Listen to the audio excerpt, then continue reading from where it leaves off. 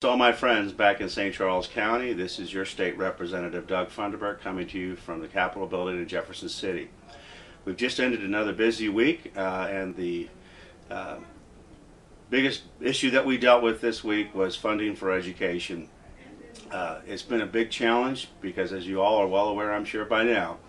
state revenues are down dramatically and we're having to make cuts all across the budget, including K through 12 education. But what's made that such a particularly huge challenge is that the formula that we use to fund education is extremely complicated, and I would even tell you that in some ways it just really doesn't even make a whole lot of sense. If you're a suburban school, or if you're a rural school, if you're a large school, or if you're a small school, if you're a school that comes from that's in a more affluent neighborhood versus a school that's from a more impoverished neighborhood, this formula tries to compensate and adjust and get some equity, and what some would say is equity and fairness across the board. But what it has done now, we've kind of discovered, is made it very, very complicated and difficult to figure out how it is that we're going to implement these cuts within education that we have no choice, we have to make,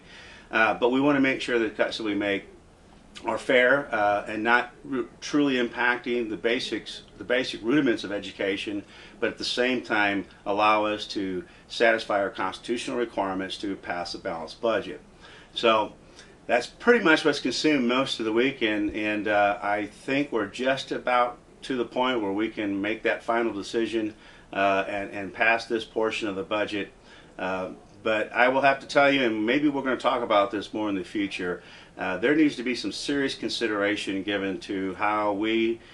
calculate the dollars that we put into education across the state. I think there needs to be a serious look back at the foundation formula and how it's calculated,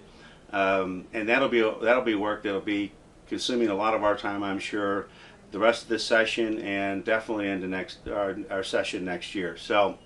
other than that, we haven't really done a whole lot this week of major importance, not anything that we've completed anyway. So until next week, this is your state representative Doug Funderburk telling you I'm here to work for you, so I need to hear from you, and my office and phones are here for you to call, and you can email me as well, and I look forward to seeing you back in the district this weekend. Until then, have a wonderful week.